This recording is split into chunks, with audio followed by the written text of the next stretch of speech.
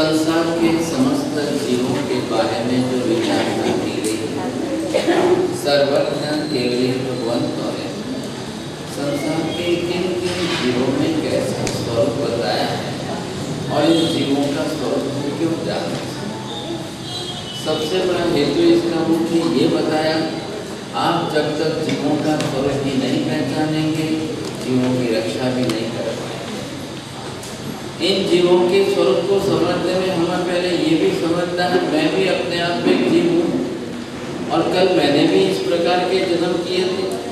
जब कल कोई मेरी हिंसा करता था, मुझे भी दुख होता था। आज अगर मैं किसी अन्य जीवों की हिंसा करता हूँ तो उन जीवों को भी दुख होना है। आखिर महावीर ये बता रहे हैं कि सभी जीवों का शरीर भेद से ही भेद है। आत्मा द्रव्य स्वरूप से सभी एक शरीर के एक समान।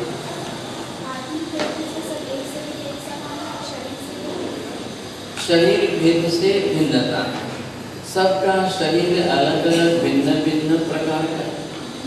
अब जिन जीवों का शरीर जैसा होगा, अब किसने अपना शरीर कैसा बनाया, किसने अपना शरीर कैसा बनाया। अब शरीर कैसे किसके आधार पर बनता है? कर्म के आधार पर। जिस जीव का जैसा कर्म, जिसने अपनी तरफ से जिस प्रकार का कर्म बनाया है, उस हिसाब से कर्मानुसारी शरीर भी वही जीव बनाए। ध्यान से समझना, किसी भी जीव का शरीर बनाने वाला स्वयं जीव के सिवाय दूसरा कोई नहीं होता है। किसी जीव का शरीर बनाने वाला स्वयं जीव के अलावा कोई नहीं। आप दूसरे किसी को शरीर बनाने वाला मत मानिए।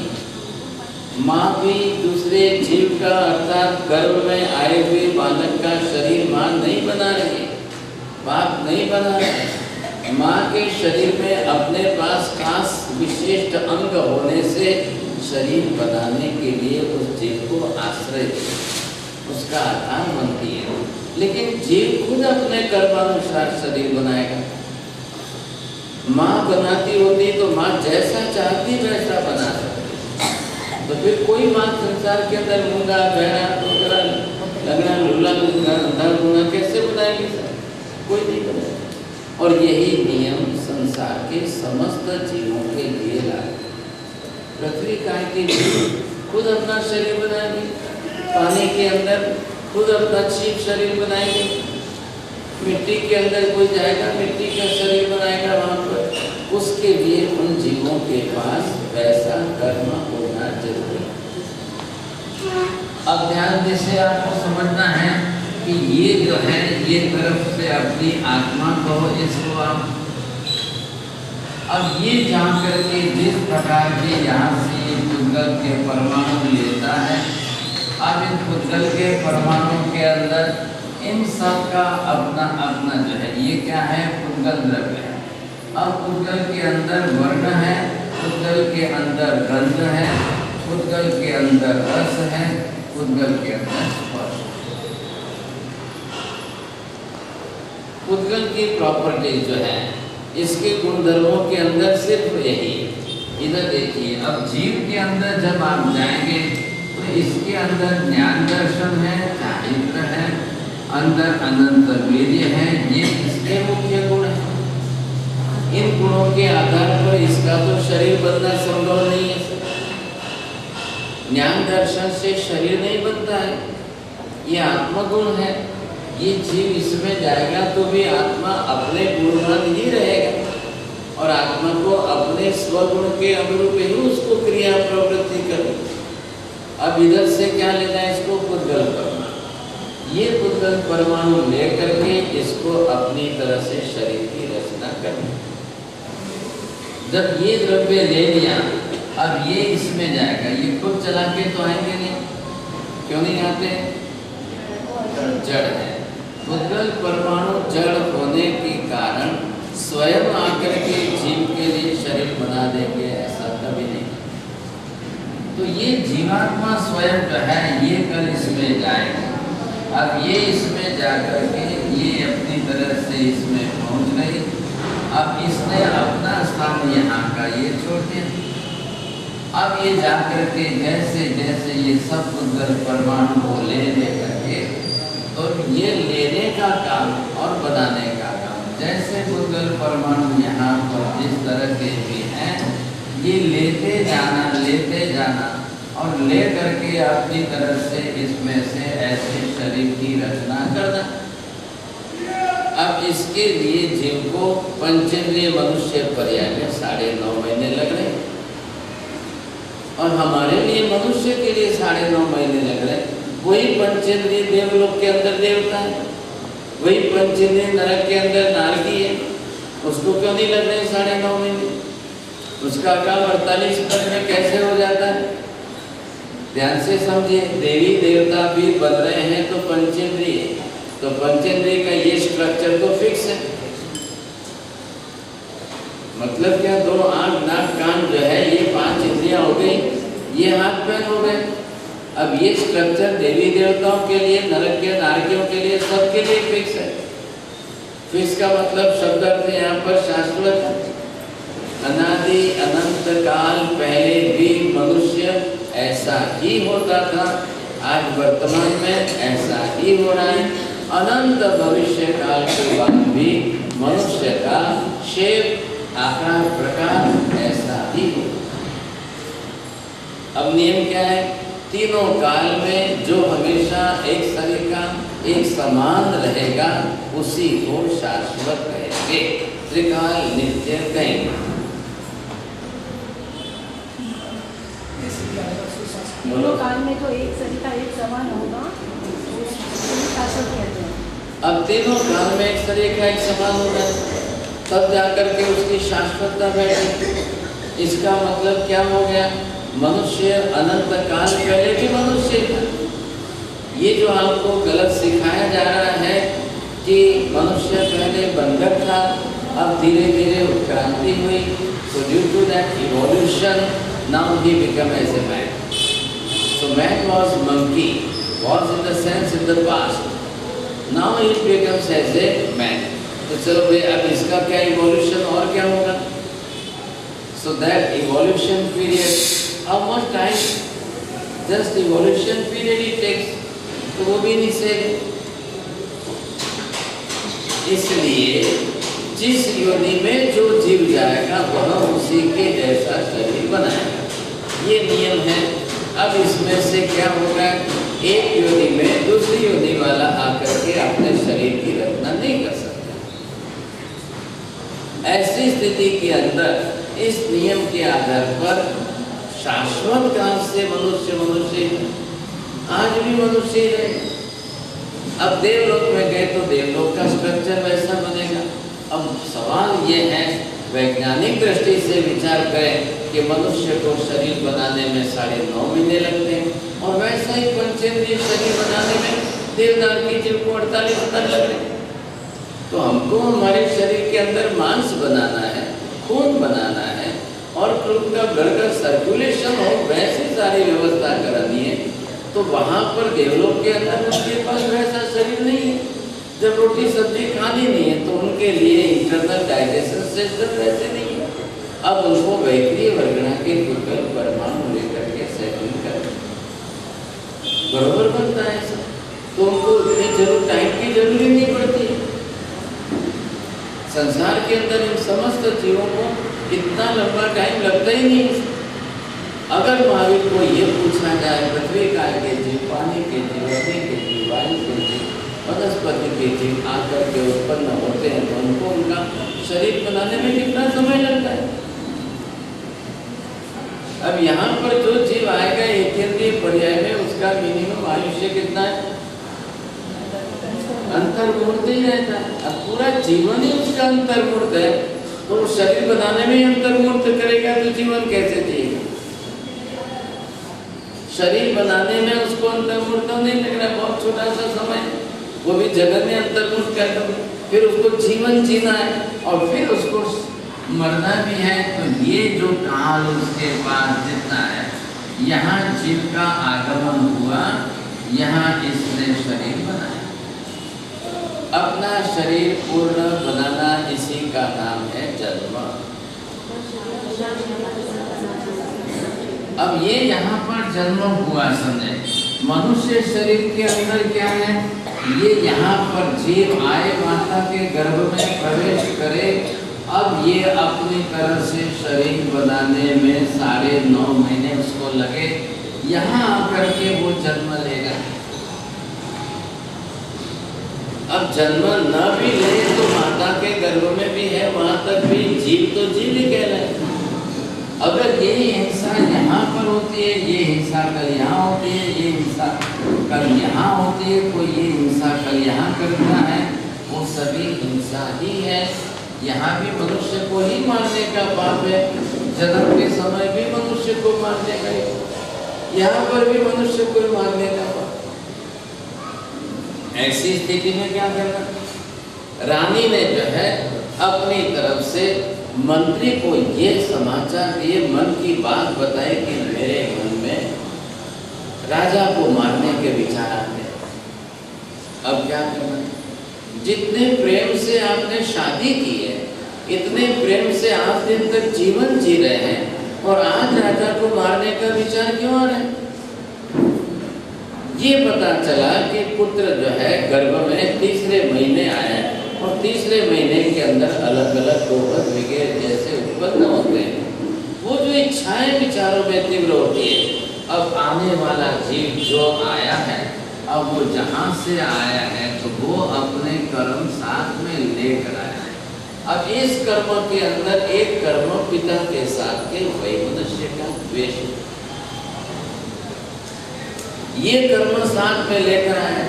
अब यहाँ पर उसके विचारधारा पनपते, शरीर बनते, उसके अंदर के विचारों की शुरुआत होने में और परिपक्वता आने में, अब माता को जो है 3 महीने के बाद का जो पीरियड होता है, उसके अंदर कसाय भाव बढ़ गए। अब रागद्वेष बढ़ गए। हर स्त्री को समझना चाहिए कि अगर वो गर्भवती होती है तो तीसरे महीने, चौथे महीने के बीच का पीरियड संभाल हो सकता है, उसकी विपरीत चाल चलन हो सकता है अनुकूल हो, क्योंकि कैसा जीव कैसे कर्म लेकर आया है उस पर आधा। तुरंत निर्णय मत लो। अगर वो तीसरे महीने में कुछ गलत व्यवहार करती है, बोलचाल में, करने में, किसी तरीके से कैसा भी व्यवहार अगर वो करती है, तो 1 महीना बरोबर शांति से संभाल। अब एक बार अगर आप संभाल लेते हो, दिन निकाल लेते हो, समझे कि नहीं, फिर धीरे धीरे क्या परिवर्तन आए, कैसा परिवर्तन आए, या तो उसकी वृत्ति अंदर शांत हो जाती है, दब जाती है, या फिर क्या परिवर्तन होती है। हर माता का कर्तव्य है कि एक बार आपने अपना कर्तव्य निभाना है। 9.5 महीने के बाद बालक को जन्म देना।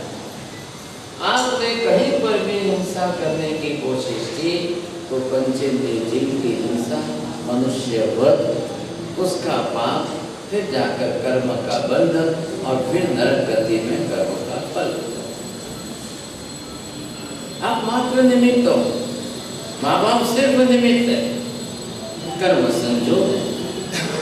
अब उस जीव के साथ माता के, पिता के कौन से कर्म, कैसे कर्म, कभी संयोगिक कर्म, कभी नैमित्तिक कर्म, कभी सामुदायिक कर्म, कभी मिल करके किए हुए कर्म कैसे हैं, अब किसके साथ कैसा बदला लेना है या करना है, तो वो सभी जीव इकट्ठे होंगे तो ही कर्म का फल लेंगे, तो ही कर्म का बदला लेंगे। परिवार मतलब क्या? एक परिवार का मतलब है चारों गतियों में से आकर के जीवों का संबंध में बंधना, इकट्ठा होना, इसका नाम परिवार। चारों गति में से जीवों का आके परिवार में जुड़ना, इकट्ठा होना, संबंध जुड़ना, ये आपका परिवार बना है। अब इस परिवार के अंदर आपने देखा कि यहाँ पर ये जो है 4 गतियाँ। अब गतियों में से आप ये सोचे कि आज जो आपका परिवार बना है तो उसमें देव गति में से कौन सा जीव आया है, नरक गति में से कौन सा जीव आया है, मनुष्य गति में से कौन सा जीव आया है। अब ये अगर यहाँ पर इन 4 गतियों में से अगर आपका परिवार बन रहा है तो मनुष्य गति में से आए हुए जीव ये देव गति में से आए हुए जीव, ये नरक गति में से आए हुए जीव अब आप अपना परिवार बनाए। महावीर स्वामी को श्रेणी के राजा ने पूछा, हे भगवान, मेरे परिवार में से किस गति में कितने जीव, कौन कौन सा जीव गया या जाएगा? प्रश्न समझ में आ रहा है आपको? श्रेणी के राजा का इतना बड़ा परिवार है, चक्रवर्तियों का परिवार कितना बड़ा होता है, तो कितनी गति में से कितने जीव आए? और गतियां तो 4 ही है। अनादिकाल पहले भी गतियां 4 ही थी, आज भी 4, अनंत भविष्य के बाद भी गतियां तो 4 ही रहने वाली, बदलने तो है नहीं। सब 4 में से कम भी नहीं होगी और 4 की एक बढ़कर 5 नहीं होगी, शाश्वत व्यवस्था है। अब श्रेणी के परिवार की बात की कि भी उनका परिवार बहुत बड़ा है, तो कितने जीव किस गति में से आए हुए और कितने जीव किस गति में वापस जाए? एक संबंध है और एक संबंध से आपको संबंध में इकट्ठे होना है। अब इकट्ठे होंगे तब जाकर के वो परिवार बनेगा।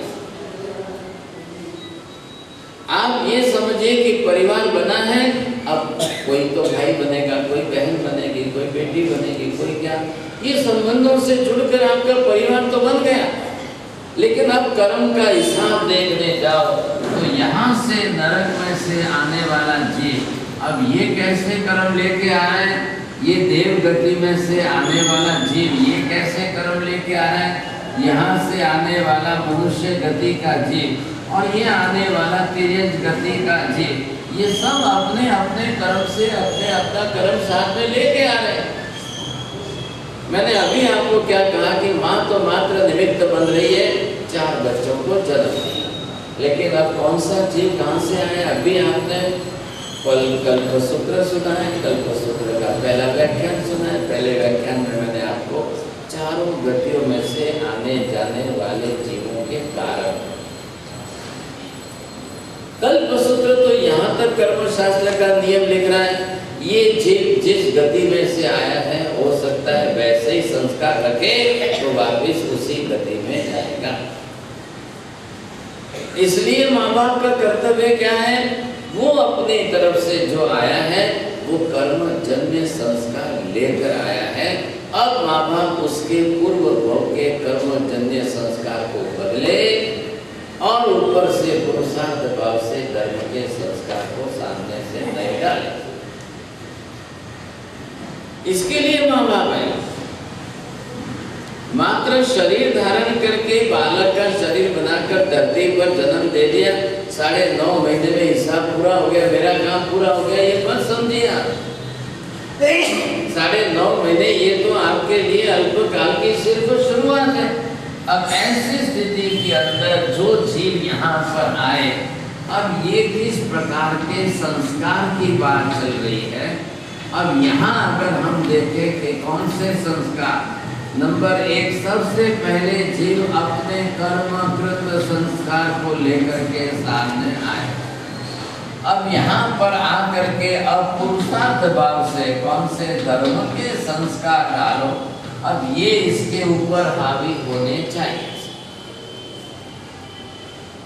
अरे आपको ख्याल में, जीव आया है लेकर के अपने कर्म के संस्कारों को, क्योंकि पूर्व भोग में जिसने जिस तरह से जैसा जीवन जिया है, जैसे स्वभाव का उपयोग किया है, जैसे राग द्वेष आदि तीव्र किए, आज भी आप देख रहे हो इतनी उम्र होने के बाद भी स्वभाव बदल रहा है। स्वभाव में कुछ सुधारना हो रही है? नहीं हो रही। व्यक्ति धर्म करता है, क्रिया करता है, क्रियात्मक धर्म रूटीन में आ जाता है, तब तपस्या शरीर से करनी है, होती है, सब क्रिया चल रही है। क्रियाएं करके हम राजी होते, मैंने इतना किया, मैंने ये किया, मैंने इतना किया, मैंने ये किया।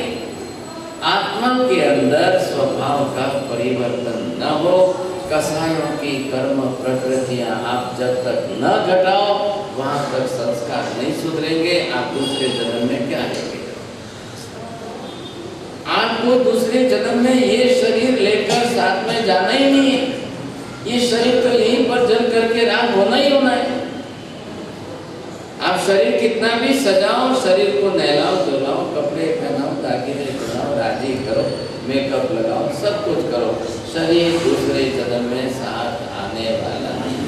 किसी भी गति का, किसी भी जन्म का, किसी भी भव का कोई शरीर दूसरी गति में साथ में आता ही नहीं, संभव ही नहीं। अब कौन जा रहा है साहब? जीव अकेला जा रहा है। अब जीवात्मा जा रही है तो जीवात्मा के साथ कर्म है, शरीर पर कर्म नहीं लगते हैं। शरीर पर लगते तो यही जला करके हम राख कर देते। शरीर जलकर भस्म बनता है तो सभी कर्म जल करके भस्म बन जाते हैं। अब जो आ रहा है साथ में वो कर्म आ रहा है। अब ये सभी कर्म अपनी अपनी प्रकृतियां लेके आ रहे हैं और कर्म की प्रकृतियों के आधार पर जीव अब वहां पर व्यवहार प्रवृत्ति जैसे करेगा वो उसके संस्कारों में बाहर आए। अब हम क्यों कर रहे हैं इतनी मेहनत? इतनी मेहनत करके, इतने पैसे खर्च करके छोटे से बच्चों को संस्कार वाटिका में संस्कार देने की कोशिश करते हैं। माँ बच्चे को स्कूल भेजकर पढ़ाने की कोशिश करती है, घर में उसका आचार विचार सुधार करके उसको हर घड़ी हर क्षण माँ उसका ध्यान रखती है कि प्रति क्षण बच्चा कुछ ये न कर ले, बच्चा कुछ ऐसा न कर ले, बच्चा कुछ ऐसा न कर। ये सिर्फ हमारी मनुष्य गति में, तेरे गति के अंदर किसी माँ को किसी बच्चे के लिए कोई ध्यान रखने की जरूरत नहीं, कुछ भी करने की जरूरत नहीं।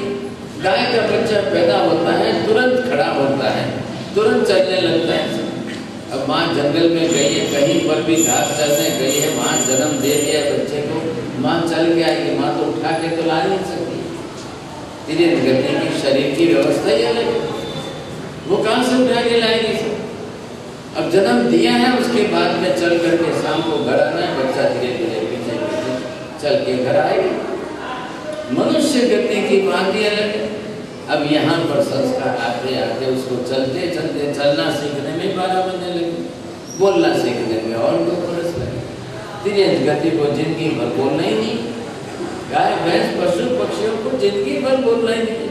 और गाय भैंस का बच्चा जन्म लेता ही सीधे जो है बोलना शुरू कर दे, उसको एक ही शब्द बोलना है। बकरी को बै बै करना है, कुत्ते को भौं भौं करना है, करना क्या है?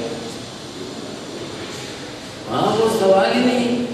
अब ये सारी व्यवस्था सब संसार के अंदर अब इतने सब की डिटेल आप निकालने जाओ, पर्टिकुलर कर्म किसका क्या है, किसका पर्टिकुलर कर्म कैसा है, उस पर आधार है। अब आप इधर ये समझना है आपको कि यहाँ जो कर्मकृत संस्कार जो जीव लेकर के आया है, अगर वो जीव अपने आप में अगर कर्म के संस्कार जो है वो 1000% अगर पूर्व कर्म संस्कार साथ में लाया है, तो इस जीव के लिए माता अगर 10,000 गुने संस्कार का, धार्मिक संस्कार का, पुरुषार्थ जन्य संस्कार का उपयोग करेगी तो ये दब जाएगा। अगर यहाँ उल्टा हो गया कि ये जीव यहाँ पर 1000 गुना या 10,000 गुना लेके आया है संस्कार, अब माँ उसके लिए 1000 गुना भी प्रयत्न न करे तो ये संस्कार इसके ऊपर हावी हो जाए। आप देख रहे हैं नीच गोत्र के अंदर फुटपाथ पर रोज बच्चे जन्मते हैं, हल्के कुल में झुंपड़पट्टियों में रोज बच्चे जन्मते हैं। अब वहाँ माँ संस्कार कहाँ दे रही है? सिर्फ खिला पिला कर बड़ा कर रही है। अब वो अपने पूर्व संस्कारों को जोड़ करके लेके आए, कोई गुंडा बनता है, कोई डाकू बनता है, कोई चोर बनता है, कोई खूनी बनता है, कोई हत्यारा बनता है, कोई क्या बनता है, कोई कैसा बनता है। आप देख ही रहे हो, रोज देख रहे हो सब। अब इसमें क्या फर्क पड़ा और इसमें क्या फर्क पड़ा? हर जीवों की अपने संस्कारों पर है। माँ ये समझे कि 9.5 महीने का मेरा कर्तव्य मैंने पूरा कर दिया, नहीं, अब 9.5 महीने नहीं, अब आगे के 9.5 बरस तक आपको जो है संस्कार, नहीं तो कोई मतलब नहीं रहेगा। अब जीव तो अपने अपने कर्माधीन है। अब ये अपने कर्म कितना लेके आया, ये कर्म कितना लेके आया। अब माँ बाप की जिम्मेदारी थी, अगर कर्म 1000% आपने 10,000 गुने उसके ऊपर संस्कार डाल दिए तो उसके दूसरे कर्म के संस्कार वो दब गए ताकि उसके अंदर जो है अच्छी तरह से संस्कार आकर के आचार विचार व्यवहार जीवन या स्वभाव, सबसे पहले जीवों के ये कसायों के ही संस्कार ज्यादा आते हैं। हर जीव अपने कसायों के कारण किए हुए राग द्वेष की वृत्तियां साथ में लेकर जाता ही जाता है। कसाय की कर्म प्रकृतियां साथ में लेकर जाना है। अब उसको क्या समझ है सर, एक खिलौना है, अब वो आप चाबी भरो दौड़ने लगेगा। ये जीव आया है पूर्व भव से, अपने पूर्व भव के कर्म के संस्कारों के आधार पर इस जन्म के अंदर जीवन जीना शुरू करे। इसलिए चारों गतियों में से यहाँ पर अब इस जीव के ऊपर जो है ये परिवार बन रहा है। जीव आया इसका, आज श्रेणी राजा जाकर के सामने से भगवान को पूछ रहा है, भगवान अब मेरा जो परिवार है इसमें से कितने जीव देवगति में जाएंगे, कितने जीव मनुष्य में जाएंगे, कौन कौन से कितने जीव नरक में जाएंगे। अब आप बोलो कि श्रेणी महाराजा इतना बड़ा पुण्यशाली भगवान महावीर का भक्त बना, तीर्थंकर नाम कर लो उपार्जन किया, आगामी 24 के अंदर पहले तीर्थंकर बनेंगे, अब उसके भी कोई जीव नरक में जाएंगे क्या? उसके परिवार में से बेटे पोते परपोते कोई नरक में जाएंगे क्या? एक बात ध्यान रखो, श्रेणी का जीव स्वतंत्र आत्मा है, बाकी के परिवार के सभ्य स्वतंत्र आत्मा है, अलग अलग है। महावीर ने कहा तू नरक में जाएगा तेरी बात अलग है, तो नरक में से निकल करके भी भगवान बन के मोक्ष में चले जाएगा, लेकिन तेरे परिवार में से पोते परपोते इतने नरक में जाएंगे, इतने नरक में जाएंगे, उनका कोई कल्याण होना संभव नहीं, कोई कल्याण होना संभव नहीं। अब श्रेणी का राजा कोई मेहनत नहीं करता होगा, उसके परिवार में कोई संस्कार नहीं देने वाले हैं क्या? लेकिन फिर भी अब वहां पर लड़ाई और युद्ध का मैदान और युद्ध की वृत्ति ऐसी है। आज आप सोचते हो कि हिंदुस्तान की सीमा पे ये हजारों सैनिक खड़े हैं, वो लड़ रहे हैं, देश के लिए लड़ रहे हैं, अब उनकी क्या गति होती होगी?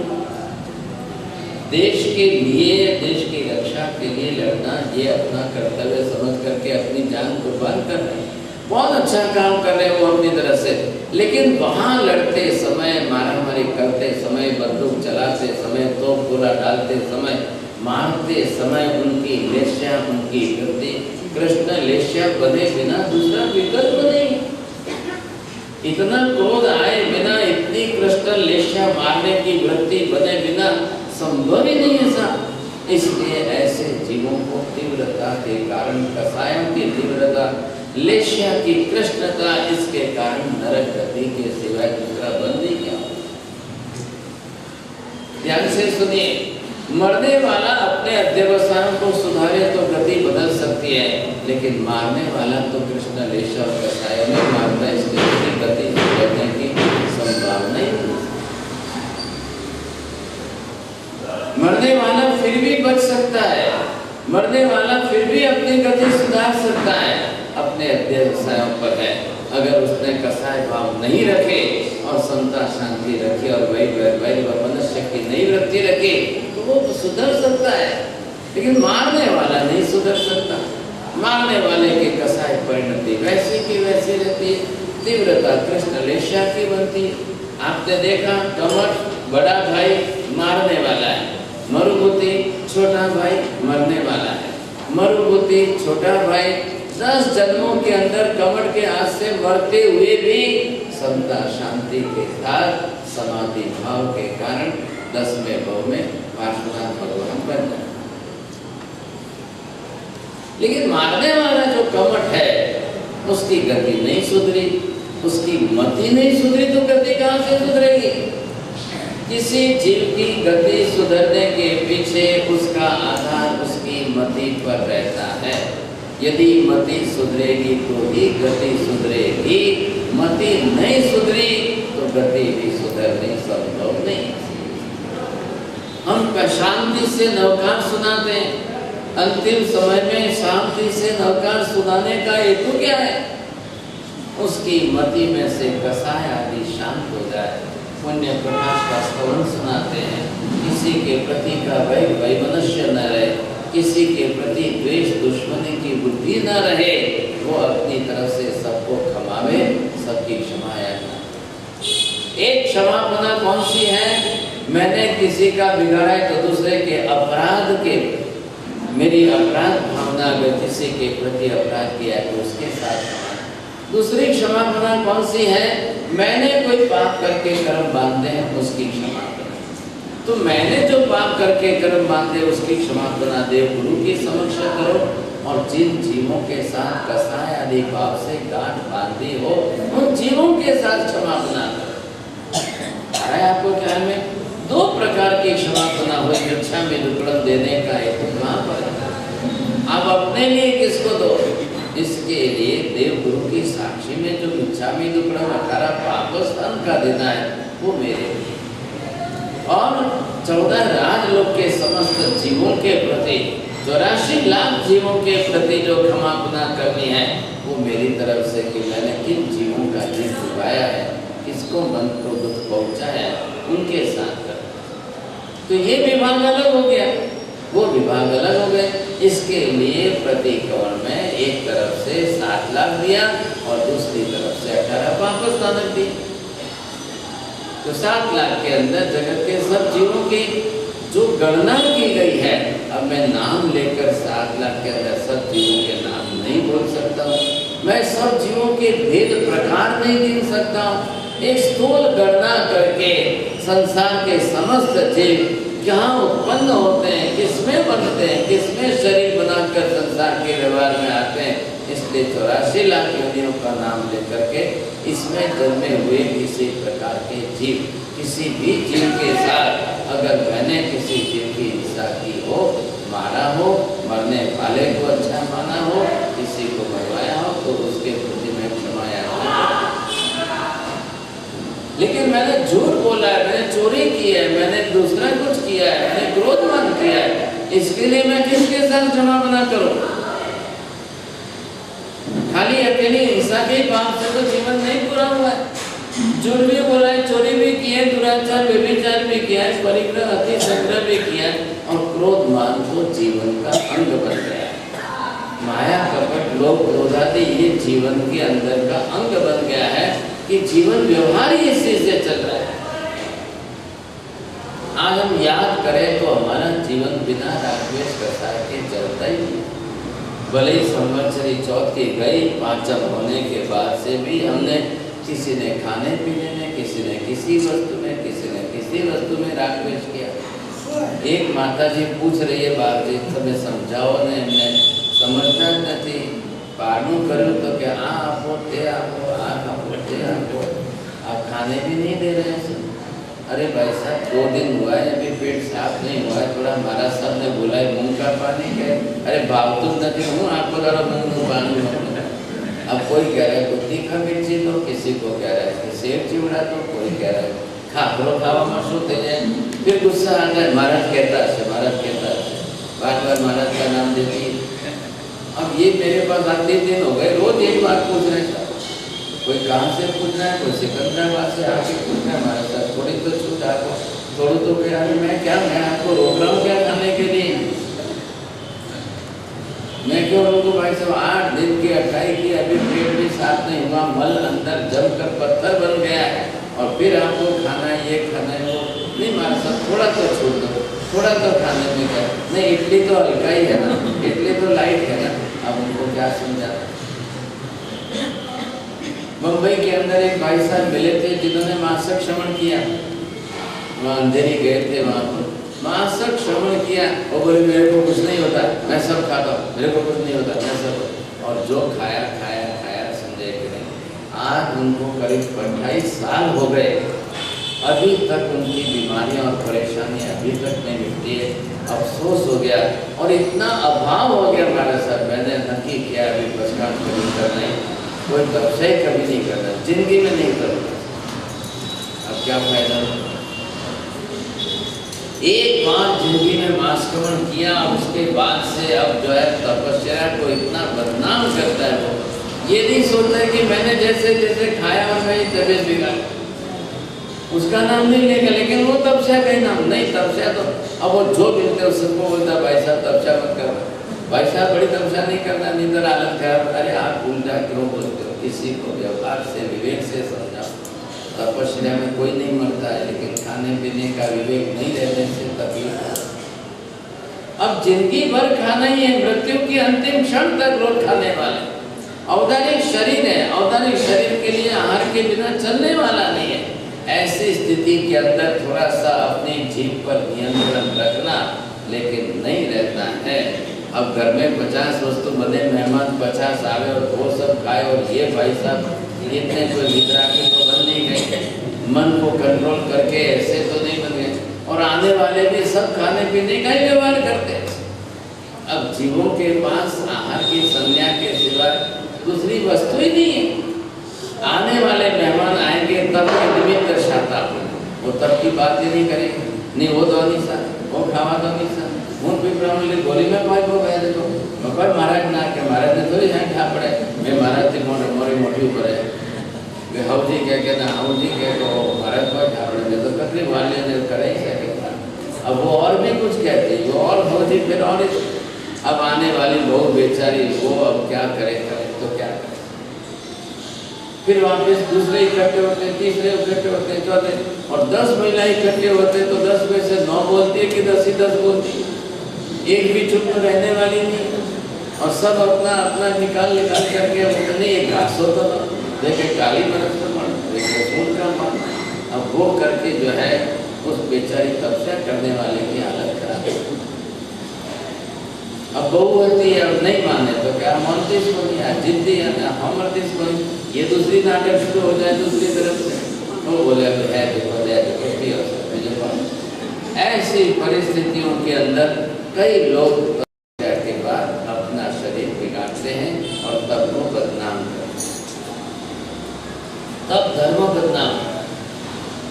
बात यहाँ पर इतनी सी है, धर्म किस लिए चाहिए? इधर देखो, कर्म के संस्कार लेकर जीव आया है, अब उसके संस्कार को दबाने के लिए धर्म चाहिए।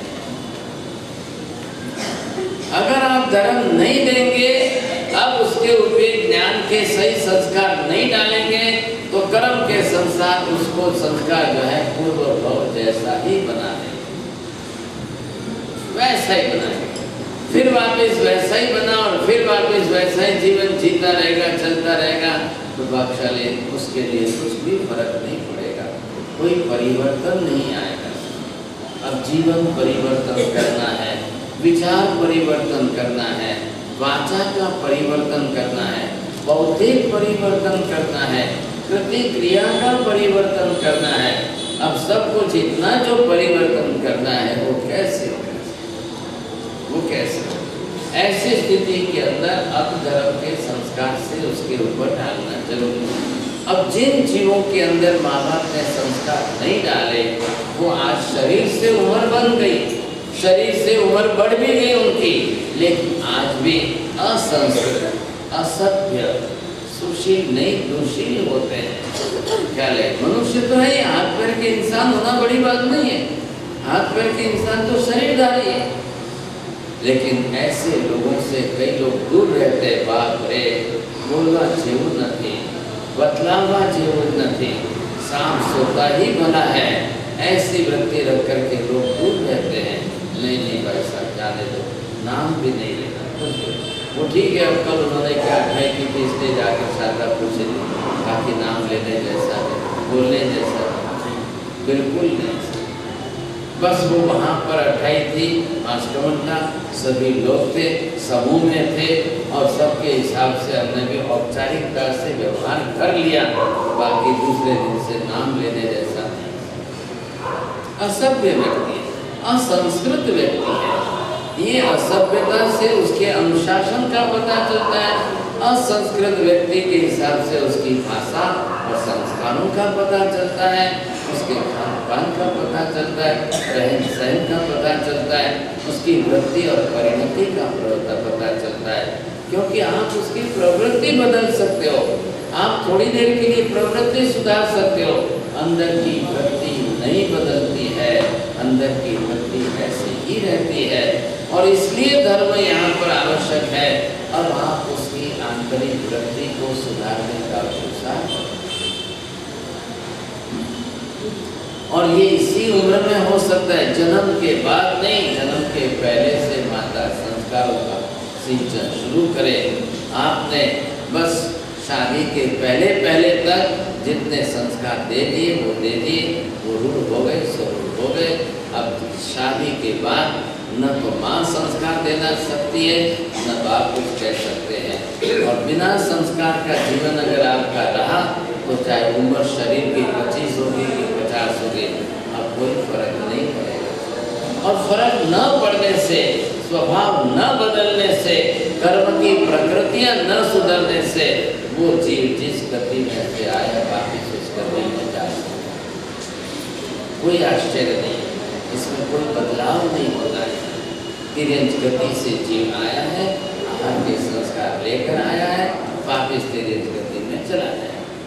अब जीवों की तिर्यंच गति दोबारा न हो, तिर्यंच गति में से जीव ऊपर उठे और अपना भोग जन्म न बिगाड़े और मनुष्य गति में लाने के लिए महावीर ने उसकी आहार की संज्ञा पर तप के संस्कार, संज्ञा आहार की है और धर्म के संस्कार में तपाचार लाया। तो तपाचार जिसने अपने जीवन में जितना पाला है, जितना बढ़ाया है, उस जीव की तिर्यंच गति रुक जाती है। अब वापिस वो तिर्यंच गति में नहीं जाएगा। ये फायदा बड़ा है। आ रहा है ख्याल में आपको? तपाचार किस लिए है कि तपाचार आपकी वापिस तिर्यंच गति न हो, इसके लिए सबसे बड़ा फायदा है कि जो जीव एक बार तपाचार में आया, आपको बड़े तब कम होता है, ज़्यादा होता है, जो है तब हो। जरूरी नहीं है कि हमेशा ही 28 करिए, जरूरी नहीं है कि हमेशा ही मास कमल करिए, ऐसा जरूरी नहीं है। आप तपाचार के अंदर अपने जीवन में आपको छोटा मोटा जो भी तप लग रहा है वो करिए, लेकिन तप करते करते करते अपनी आहार की संज्ञा पर नियंत्रण करो। आहार की संज्ञा पर नियंत्रण हो जाएगा। आहार की आसक्ति आपको जो है वैसी कर्म क्रिया प्रवृत्ति न कराए, अब वो जीव अपनी तिर्यंच गति नहीं बिगाड़ेगा, अब बाजी सुधार लेगा। अब बाजी सुधार करके वो मनुष्य गति में आ सकता। गति परिवर्तन कराने के लिए संस्कार दिए। यहाँ पर हम आ रहे हैं। अब इन संस्कारों के आधार पर अब भगवान को ये पूछा जाए कि हे भगवान, चलो मनुष्य की बात तो हमने की, लेकिन एक इंद्रिय, दो इंद्रिय, तीन इंद्रिय, चौरेंद्रिय, इन जीवों का क्या, इन जीवों का क्या समझ? तो यहाँ शास्त्रकार भगवान ने कहा सब जीवों के साथ कर्म अनिवार्य रूप में है और सभी जीव अपने कर्म के संस्कार साथ में लेकर ही जाते हैं। अब वो एक इंद्रिय है तो भी बिना कर्म का तो नहीं है, दो इंद्रिय है तो भी बिना कर्म का नहीं है, तीन इंद्रिय है तो बिना कर्म का नहीं है। तो कर्मकृत संस्कार तो साथ में ही है। अब मैंने आपको ये बात कही थी कि ये जीव जो है आए, अब ये जीव यहाँ पर आ रहा है, इसके साथ में एक इंद्रिय नाम कर्म की प्रकृति, एक इंद्रिय के अंतर्गत वापिस पृथ्वी नाम कर्म की प्रकृति, पृथ्वी नाम कर्म के अंदर धातु नाम कर्म की प्रकृति है। धातु के अंदर भी उच्च वर्ण, नीच गोत्र सब प्रकार के हैं। इधर देखिए, अगर ये नीच गोत्र में जाए तो जाए, इसके अंदर जाकर के लोहा बने, और उच्च गोत्र के अंदर आए तो सोना चांदी बन सकता है। तो इनके कर्म है। अब इस जीव को जाना है और ये जाकर के अपनी तरह से जिस प्रकार के जैसे भी वर्ण, गंध, रस, स्पर्श के ये पुद्गल परमाणु उनको मिलने वाले हैं और इन्हीं पुद्गल परमाणु को ले करके इस जीव को अपनी तरह से शरीर बनाना है। अब ये जीव कहाँ गया? ये जीव यहाँ पर जो है इस खान के अंदर गया। अब ये खान में जाकर के यहाँ आकर के ये जीव अब ये सोने के कण के रूप में जन्म ले रहे। माइंस है, ये खदान है, जमीन के अंदर खान में यहाँ जीव गया है, ये गया है पृथ्वी काय में, धातु में, शुभ उच्च गुच्छ वाला सोने की खान। अब उसके लिए वहां पर अब कैसी जो है पृथ्वी मिलेगी और उसका वातावरण वहां कैसा होगा, तो उसको जिस प्रकार के वर्ण गंध रस स्पर्श वाले कुशल परमाणु जो चाहिए, इसमें इसका वर्ण गंध रस और स्पर्श कैसा होगा, ये वहाँ जाकर के उत्पन्न हो रहा है। वहाँ के आस पास की मिट्टी आदि जिसमें जाकर के उसको भी अपना शरीर बनाना है।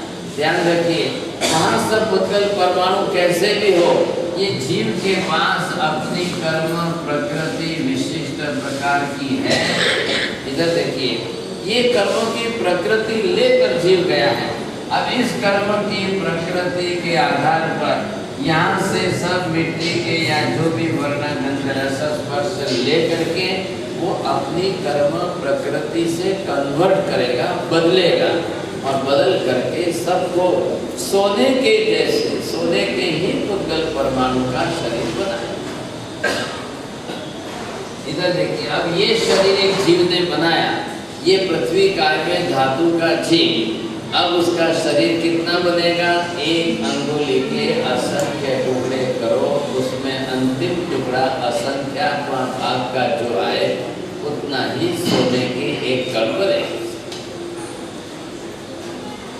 एक जीव ने अपना एक शरीर बनाया, हम तो देख भी नहीं सकते आंखों से, वो नहीं देख सको वो तो सूक्ष्म में जाएंगे, लेकिन ये जब बादल है तो उसने अपना शरीर कितना बड़ा बनाया।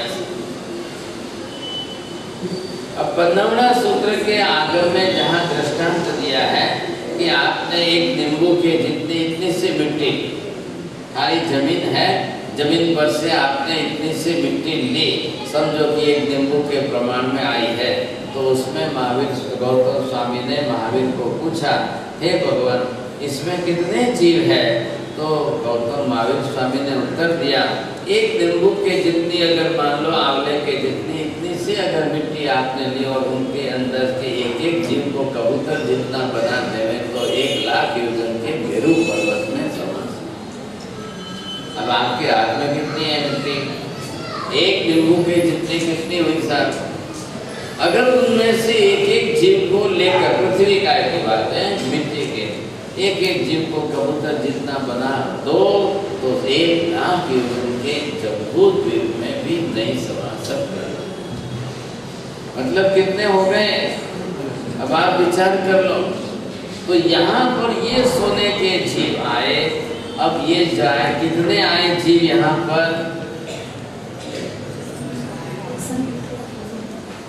आप उनको जगाने में रहेंगे। अब कितने जीव आए? असंख्य जीव आए। अब यहाँ सब प्रत्येक वाले हैं, कोई भी दो जीव मिलकर के एक साथ इकट्ठा शरीर नहीं बनाएंगे, सभी अपना अपना स्वतंत्र स्वतंत्र अलग अलग ही शरीर बनाने वाले। लेकिन आए असंख्य है तो सब एक सरीखे होने चाहिए, सबके कर्म एक सरीखे होने चाहिए, सबकी कर्म प्रकृति एक सरीखी होनी चाहिए। कौन कौन सी कर्म प्रकृति? नंबर 1, सभी जो है स्थावर कर्म की प्रकृति वाले, स्थावर में वापिस प्रत्येक नाम कर्म की प्रकृति वाले, प्रकृति में वापिस जो है पृथ्वी काय में सोने की। अब अवान्तर अवान्तर एक एक के भेद से आप निकालिए, इस प्रकार की कर्म प्रकृति वाले एक सरीखे असंख्य जीव, और वो एक शरीर के असंख्य जीव एक ही जगह पर खान में पहुंचे, वहां पर एक सारिखा अपना शरीर बनावे। अब ये एक शरीर का शरीर बनाएंगे। अब इनका जीवन कितना है? ये इनका अंतर्मूर्त का काल है। पृथ्वी काय के अंदर सब जीवों के पास अंतर्मूर्त का कम से कम छोटा शरीर है। अब ये आना, इनको जन्म लेना, अब इनका गर्भकाल कितना है? अब ये जीवन जिएंगे साथ, अब जिस तरह से इनको जीना है और यहाँ इनका मरण होना है। इधर देखिए, मरण मतलब क्या होना है? ये जो वर्ण गंध रस स्पर्श से जिस प्रकार का शरीर बनाया है तो है तो इंद्रिय का ही। अब इसमें से जिस किसी का वियोग हो जाएगा, अरे भाई वो आँख बंद है ना, बोल के तो पेपर में आएगा, बोले यहाँ से वर्ण गंध रस स्पर्श वाला जैसा भी है, इसमें से कौन सा टुकड़ा टूट रहा है? वर्ण का, गंध का, रस का, ऐसा कोई भी टूटेगा तब क्या होगा? उसकी मृत्यु होनी है। आप जो सभी सोना चांदी जितना पहनते हो, हीरा मोती जो पहनते हो, ये यहाँ के पृथ्वी काय के केंद्रीय जीव लाए, अब इनको यहाँ से बाहर निकालना है। हर जगह तो दुनिया में होंगे नहीं सर। कौन से जीवों की उत्पत्ति योनि और जन्म लेने के लिए, शरीर बनाने के लिए योग्य भूमि वाली वो कौन सी है? सब जगह नहीं। यहाँ जमीन खोद करके देखो, खाली पत्थर मिट्टी निकलेगा और कुछ नहीं निकलेगा। अब ये जहाँ उत्पन्न होते हैं वही हो सकते हैं। अब आप तो गए होंगे कभी KGF की खान में। अब KGF के अंदर गहराई में जमीन में उतरे कितने तक? 10-10 हजार फीट तक नीचे उतरे। तो वो क्या करते हैं? वो चारों तरफ से यहाँ की इतनी सारी मिट्टी जितना है सब वहाँ से खोदो, सब खोदो सब। अब वो खोद करके लाएंगे, वहाँ से भर भर के ऊपर लाएंगे, ऊपर ला करके भट्टी में उसको जलाएंगे। अब जलेंगे तो मिट्टी, दूसरी मिट्टी जलकर राख होगी, और ये धातु वाली है तो एक दूसरे के साथ जुड़ते जुड़ते इकट्ठी होती जाएगी। फिर उसमें से वापिस राख वाली मिट्टी को पंखा जोर का हवा लगा के उड़ाओ उनको सबको, और वो वहाँ से उड़ करके निकले। इसको ऊपर नीचे करते जाओ तो वहाँ से हवा से झोंके से झोंक जाए राख। अब ये इतनी इकट्ठी हुई, इतना सोना बनाया, अब फिर आप ऊपर लाओ, फिर भट्टी में दबाओ उसको, फिर एक डाई में उसको दबाएंगे तब थोड़ा प्रवाही जैसा बन जाएगा, उसको दबा दो। ये हो गया बिस्किट हो गया। अब लोग बिस्किट को यहाँ से वहाँ बेचते रहेंगे, पैसा कमाएंगे। अब बिस्किट में से एक तार अलग निकाला, एक पीस अलग निकाला, उसको थोड़ा गर्म करके दबाया किया, एक में से अंगूठी बन गई, एक में से बंगड़ी बन गई, एक में से नेकलेस चैन बन गई, एक में से हार बन गया। ये बनता रहेगा। अब इसका दिल तो गया वहाँ से। जब आपने तोड़ फोड़ की, कुदाली फावड़ा से तोड़ा फोड़ा, वहाँ से लेकर के भट्टी में दबाया, तो है स्पर्श इंद्रिय। अब वो जीवन जीवित रह नहीं सकता है, आयुष्य पूरा हो गया। वो जीव उसमें से गए। अब उसकी डेड बॉडी को, कलेवर को लेकर के आपने अपनी रचना की। आपको जैसा पसंद था, जैसा चाहिए था, वैसा कहना आभूषण आपने धारण किया। अब वो जड़ वस्तु है। अब सासू जी 100 साल तक पहने और उसके बाद बहू को दे करके जाएंगे। किसको देंगे? वो अब वो दे करके जाए, वो बोलेगी ये तो पुराने जमाने की है, तो मुझे पसंद नहीं है, तो नई डिजाइन कराए। बोले भाई बस वापस पिघला दो, वापस नई डिजाइन करो, जैसी पसंद आए वैसी करो। अब डेड बॉडी है सोने की, आपको करना है करो। ये चक्कर चलता ही रहेगा, चलता ही रहेगा। अब मनुष्य सोचता है कि पंचेंद्रिय पर्याय में जन्म लेकर इतना बड़ा मानवीय शरीर बनाकर एक इंद्रिय की डेड बॉडी से, मरे हुए मृतक से मैं अपना शरीर सजाऊं। अब मनुष्य के पास इतना कोई बड़ा अच्छा शरीर है नहीं कि वो अपने शरीर को सजाने के लिए एक इंद्रिय के पिंड का उपयोग करके सजा। अब दूसरा पर्याय नहीं। संसार के अंदर अगर किसी भी जीव को अपनी तरफ से कुछ भी बनाना है तो वो शरीर बनाएगा, वो छोड़ के जाएगा। उसके बने बनाए शरीर को लोग लेकर के उपयोग करते हैं। अब दूसरा विकल्प भी नहीं है आप लोगों के पास। तो संसार में सारी चीजें सब बनी बनाई इसकी है। अब पानी में से आप कुछ बना नहीं सकते हो, वायु में से आप कुछ बना नहीं सकते हो, अग्नि में से कुछ कर नहीं सकते हो। तो 5 स्थावर में से 3 गए, कितने बचे? कौन से? पृथ्वी, काया, वनस्पति। वनस्पति में से उसका शरीर लेकर अपने लकड़े से फर्नीचर बना दिया, घर बना दिया। अब लकड़ा है मजबूत, तो उससे कुछ भी करते रहो। अब पृथ्वी का है, अब पत्थर में से कुछ भी बनाओ आप।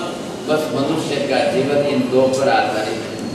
बाकी पानी पीने के लिए, स्वच्छता के लिए काम आ गया, जीवन जीने के लिए। अग्नि आपके लिए थोड़ी देर के काम आ गए, वायु हवा श्वास के काम आ गई, ये तीन एक तरफ चल गए, इन दोनों की हिंसा अब ज्यादा होगी। प्रश्न ये भी आएगा भगवान, इन 5 स्थावरों में से किसकी हिंसा कितने प्रमाण में होती है, कितनी हिंसा किसकी ज्यादा होती है, किसका जीवन कितना ज्यादा है, किसका आयुष्य कितना लंबा है, किसका आयुष्य ज्यादा लंबा काल तक जी सकता है, किसकी कितनी हिंसा हो तो भी बच सकता है।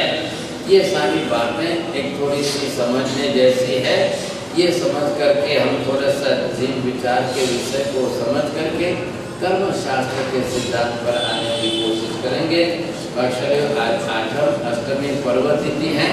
आज से व्याख्यान वापस रोज चालू रहेगा और आप लोग समय पर आने की कोशिश रोज करेंगे तो ज़्यादा अच्छा रहेगा। महोत्सव के लिए भी विचार विमर्श किया था, लेकिन वापिस ट्रस्टी लोग इकट्ठे हुए नहीं, मिले नहीं, कुछ किया नहीं था। दोनों बात है, थोड़ा सा ध्यान रखिए।